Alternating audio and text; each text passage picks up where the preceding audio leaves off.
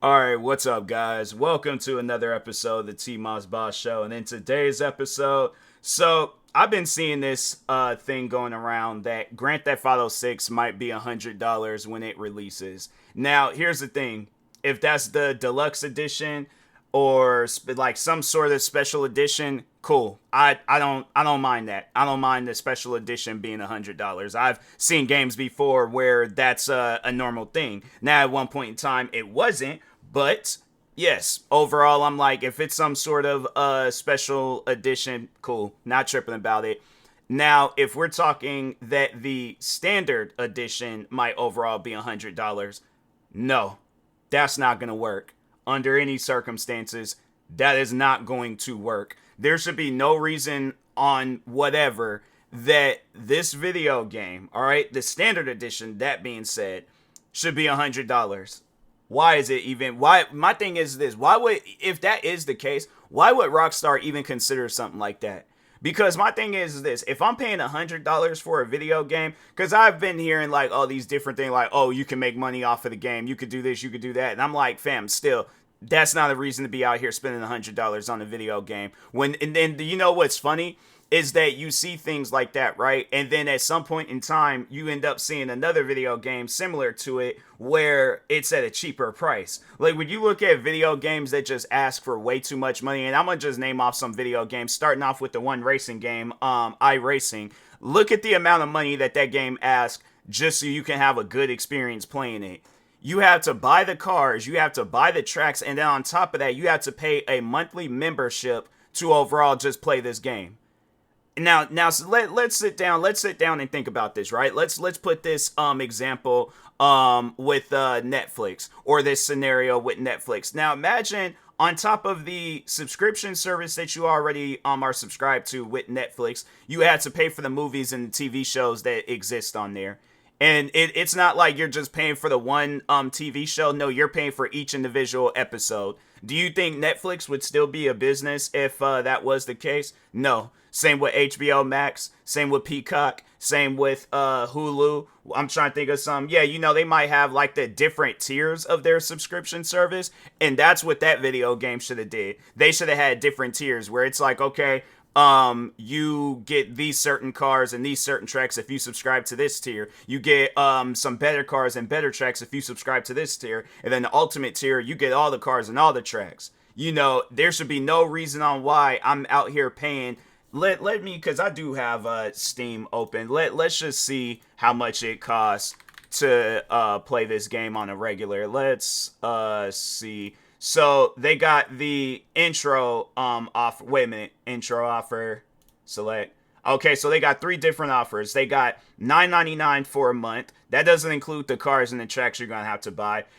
And I don't think any of the subscription services does. But anyways, so $9.99 for a month, $49.99 for 6 months, and then $74.99 for 12 months. And then after, so that's just for the first time you subscribe to the game. Afterwards, $12.99 every month, 69.99 for 6 months, and then $112.99 for 12 months.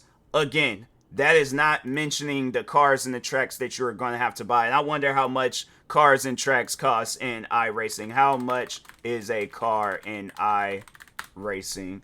iRacing prices, all subscription services. Subscriptions include 26 cars and 30 tracks. Oh, our full premium service and all the racing you want 24/7. If you wish to buy additional cars, they cost a one-time $11.95 for a car that's virtual and it's not real. So let's say, for an example, you can no longer play video games. Like, let's say you get a job that prevents you from playing iRacing, or you might have a kid that you got to take care of, where you can no longer play that video game. And my thing is this, and I don't know overall how that game is played. I don't know if they say that it has a single player mode, but I don't know for sure if it has a single player mode. But regardless of the fact, I'm not trying to spend that much on a car that's not even real. It's not a real car. And when you look at all the other different racing games out there, and I know people are gonna probably be all like, oh, well, it's not no simulation like iRacing. You got Gran Turismo, where they don't even have DLCs for that game. Not that I know of. I checked. It was a while ago when I checked, but from what I remember, they ain't have no DLCs for that game. Forza, and we talking like on the two latest Forzas, you got Forza Motorsports and Forza Horizon. Them are two games right there where all the cars that they got in that game, yeah, they might have like some DLCs and stuff, but overall, it's like, it's worth it. You know, it's like the DLCs, it's overall worth it. And plus, I think the DLCs is just, if you get like this, like the Ultimate Edition, where it's like, you know, you get like all these different DLCs in the future, it's like, yeah, they're giving you them cars because you bought the DLCs. And then it's like with Forza Motorsport, I think they do have some DLCs with the game. The downfall with that game is that it just ain't got enough career mode content and stuff. So that's why I'm like, yeah, I'm kind of iffy about that game. But my thing is like, why overall charge $11 for cars? And then I wonder how much is a track in that game. So they do have it where you can subscribe to a service and then get certain tracks and stuff. But how much is a track? What comes with a membership? And there's, all right, hold on for a second. So they got like a website where it why they got this cookies thing. I'm like, I don't get why that's like a new thing with websites. I'm like, I'm just trying to figure out how much stuff costs. So there's like, how much does it cost to use iRacing? License for additional cars one time, $11.95, and tracks are either also a one-time $11.95 or $14.95. So yeah, depending on the track, then it's like you're having to buy it. I'm like, fam, I'm not trying to do that. You know, when I'm playing a video game, I'm just trying to play a video game. I'm not out here trying to subscribe and buy every single thing that's in the video game. You know, if my thing is this, if I'm out here buying all these different cars and tracks and I'm playing this game by myself, I am expecting to win every single race possible. The moment I lose a race, I want my money back. But and I know people are probably all like that. It ain't gonna work like that. That's why I will never sit down and play iRacing, because they are asking for way too much money to play that game. Now let's shift gears, because I was actually going to do a podcast episode talking about 2K, but I figured, you know what? Nah, let's just go ahead and include them in this why Grand Theft Auto 6 shouldn't be no $100 episode. But anyways, 2K for an example. Now, I just recently picked up PGA Tour 2K25 and WWE 2K25. Both of those games, the VC situation, horrible. They have it where you have to spend 18,000 VC to get in, and this is talking on WWE 2K25. You have to spend 18,000 VC, which I think is like a few dollars or something like that, regardless of the fact. You're having to spend 18,000 VC to get some Nike shoes. Black Air Forces, bro. They got black Air Forces in the game, and you had to spend 18,000 VC just to get those black Air Forces. And it same goes with all the other different Nike and Jordan shoes that they got in the game. And I'm trying to figure it out, like, why do they not have it set up where your character gets a contract, and it could be a contract of however much money and stuff, but overall, you're charging, like, not actual money, but like the actual prices, but just using virtual money. So like, why not have it set up that way? Because ain't no way possible I'm spending if on some realistic stuff, I'm not spending no $18,000 on no Air Forces. If that's what you're trying to elude, that, that's how much a shoe or a sneaker costs. No. Under any circumstances, a person should never, in this lifetime, should spend no $18,000 for some normal black Air Forces. It's not like they've been discontinued. It's not like it's made by, it is literally the most basic Nike shoe of all time. And I'm not trying to disrespect no black Air Forces. I got a couple of pair myself, you know. One was before the activity trend, and then the other was just, you know, to make fun of the activity trend and stuff. But overall, I'm like, yeah, both of them shoes, I'm like, fam, they're not worth no $18,000. They're not. One is beat up because I was wearing them every day when I was going to work, and then the other ones haven't even been worn outside. It was just a shoe to just overall add jokes to the memes and stuff. So that's why I'm like, man, I don't know. And then they have like other Nike shoes on there where I'm like, you guys must be not familiar with overall just what's going on. Because the thing is, this is what I personally think. I think 2K, they only pay attention to how much money they can take into that company. Because how much money do they overall make a year? Hold on for a second. How much money does 2K make a year? 2K, a video game publishing label owned by Take-Two Interactive, had an estimated annual revenue of $972.8 million. Take-Two Interactive's total revenue for the fiscal year 2024 was $5.3 billion. And I'm trying to figure out, why is 2K asking for so much money for their video games, for the content in the video games, just whatever. And I'm thinking, even with PGA Tour 2K25, they're having it where it's like you're having to have a choice between you give your character a VC, or you're like adding to their attributes and stuff and upgrading them, or you and that's the thing. Why not just have it where my character levels or their attributes go up along with when I do level up? So they're all like, oh, so like for an example, I get to level 5 and then they're like, congratulations, your strength has gotten better when swinging your golf club. Your, like golf clubs have improved, all that stuff. Why is it set up where I think the golf clubs is separate, but as far as like my character itself, why am I giving him VC? When it could just easily be added in when I do upgrades, like the upgrades, it just automatically happens when I level up. I'm just saying that seemed like that would make more sense than having it where I'm having to make a choice between using my VC to buy my character clothes, or using my VC to upgrade my character.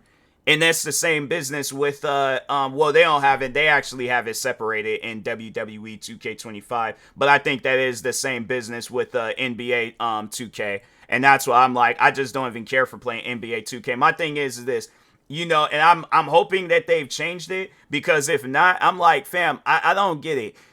NBA 2K, when you sit down and look at that game, when you even just, all right, so because I need to compare a real life basketball situation to NBA 2K and how they go about things. So on some real life basketball stuff, when you get to that point where you get signed to the NBA, you're usually good. You're not just gonna get signed to the NBA and not be good. Now, yes, I think there have been times where people have got signed to the NBA and they're not really all that good.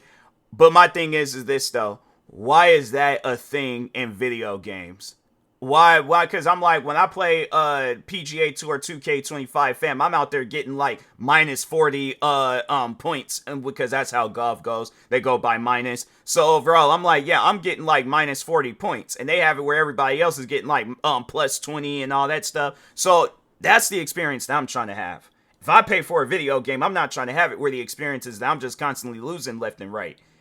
So that's why I'm like, I just don't understand that philosophy with NBA 2K. I'm like, fam, this is a video game. And then on top of that, if you having it where my overall rating is like a 80, a 90, whatever the case may be, I should be making all my shots. And that was something that I never understood with NBA 2K, is that you could get your character to that point, not gonna matter. And then on top of that, you can transfer your character, or no, I don't even think, can you transfer your character over to the next game? I don't even think you can.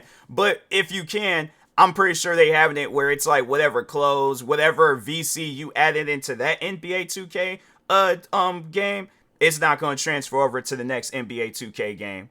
So when you sit down and look at this, talking to Rockstar Games, shifting gears back to them, 2 games that I just named off, and I'm pretty sure I can name off some other games. Or publishing companies like EA. There's some Activision. I'm trying to think of some other companies out there that be asking for a lot of money with their video games. I'm saying you even starting to see where some like indie developers that just, starting fresh, brand new to the scenes, they're trying to do that type of stuff with their video games. And look how it's turning out. One game that I talked about in particular, where it's a smaller game, but overall, they're just asking for too much money for the game, was Le Mans Ultimate. It's this like racing game where they have it set up. Hold on for a second. Let me see how much, because I do have Steam open. Let me see how much they're asking for with that game, Le Mans Ultimate. So, they got it on sale. They got 13% off, but the normal price for that game is $37.99. They got it on sale right now for $33.05. Then they got all the DLCs. If you buy all the DLCs all together, $101.45 for a video game that just came out last year, and we don't know absolutely nothing about this video game. It's an early access video game, and altogether, I'm spending $138 for this game. Why is that? And what was crazy about that game was that I couldn't even, they having it set up where I had to wait until I get like 30 minutes and so I can get into an online game, because I was like, okay, you know what, forget it. They don't even have like no proper career mode. At least I don't think they do. They didn't if they do, they must have just recently added it, but I ain't seen nothing about no career mode. So let me see something real quick. More. Nope, that ain't it. I don't think they plan on doing anything's career mode related. Let me go to the discussion tab and see if they talked on anything career mode related. March 1st. There's like nope, that ain't it. Career mode. That's for wait a minute, is this it? No, did they add a career mode? If they added a career mode, I'm like, whoa, well, it's about time. I don't think they say anything there. Hold on for a second. Let me go to time. Because time, it usually, they time trials. So there's like still waiting for the offline championship mode, not story or career mode. Nope, that ain't it. That's not what I'm looking for. Single player career champion. So, this is in January. So there's like no career mode. No, that was in December. I think the last thing that somebody said was in nope. I don't even get why it's like they said January, but then it's like you click on the thing and it's like all the posters from December 20th. What did I see January at? Yeah, there was like January 29th this year. So I'm like, where does I ain't even gonna. At times I'm like, you look up things or Google stuff or even just go through Steam and it's like, I don't know what's up with that search thing, but I'm like, at times I'm like, you'll search up stuff on certain platforms. I'm like, what is going on? But anyways, yeah, that's a game where I'm like, you guys are just like, and I think that's the people behind Le Mans Ultimate. I think that's their first game too. I don't think they have like a history of releasing video games. Let me check real quick. Studio 397. Yeah. Oh no, actually they had did R Factor 2.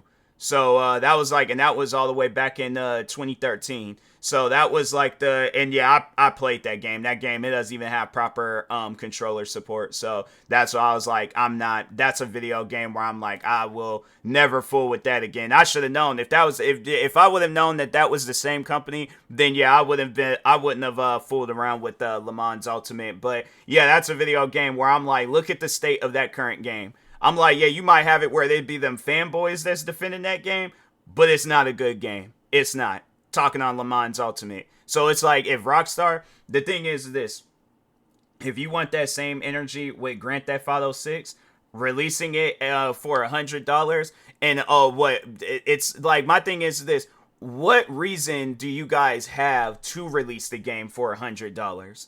Because I'm saying, like, if I'm not, my thing is this, if you guys release the game with $100, I imagine that, it's going to mainly like that extra 40 is going to be because of some online stuff, right? So you need to have it where my character has a house. He has money in his pocket. He has some cars in his garage. All right. He's at a certain level. I'm trying to think of some other things that, and I know they have it where it's like, your character builds up. I think they did have it like that, where it's like, because I think they did it for single player. I think they do it for multiplayer too, where your character is good at like swimming and stuff and all that. My thing is this, whatever my character wants, he needs to have it.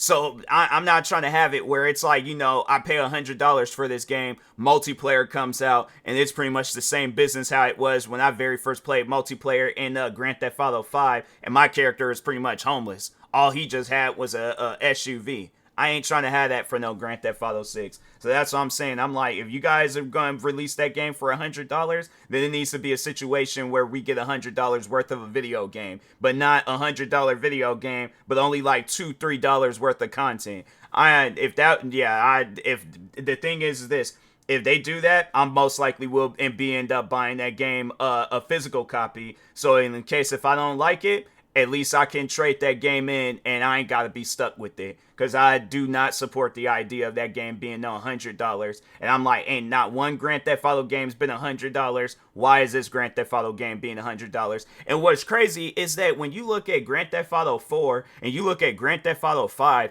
4 was such a more detailed game than 5. So you would think if any of them Grand Theft Auto games would have been $100, the games that already done came out, it'd definitely be a toss-up between San Andreas and 4, possibly 5.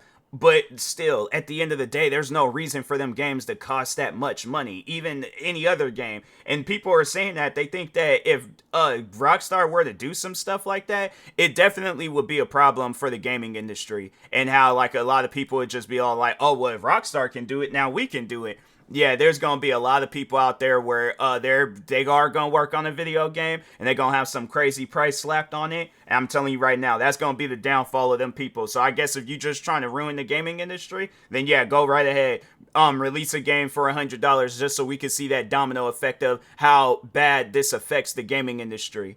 But other than that, I'm like, fam, I'm not trying to have it where I'm paying $100 for a game because it seems like that's a trend now. Companies release video games, but them games either be halfway buggy, halfway glitchy, they can't start up properly. What else? Don't have enough content or no content at all. I'm not trying to have that. I'm not trying to have that happen at all. So yeah, if you guys do some stuff like that, then just be prepared, I guess, for a lot of people not wanting to play that game. And it cannot be on some stuff where you guys release that game for $100. People want certain content or things in that game, and you guys are just deaf to what the audience is asking for. And if that's the case, I'm like, yeah, Grand Theft Auto 6 ain't gonna be successful. If they charging $100 for it, that would be the first.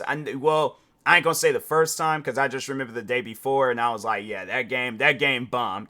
And I'm like, it's gonna be another situation with Grand Theft Auto 6. They're gonna release that game for $100. It ain't gonna be good, and that game's gonna bomb, and it's gonna get bad ratings. And that's gonna be, I had to say, that's gonna probably be the first time in history where the gaming industry is just like it implodes. Because I'm like, fam, that's not a good idea. If you think that's a good idea to release that game for $100, I'm telling you right now, go ahead. My thing is this, Rockstar, if you want to do that, go right ahead and do that. But I promise you, it's not going to be good for you guys and the rest of the gaming industry. So anyways, with that being said, I will talk to y'all later. Thank you guys for watching and or listening. Stay tuned for the next episode. Like, subscribe, viewing this on YouTube. Follow, subscribe, viewing this on the podcast streaming service. And peace.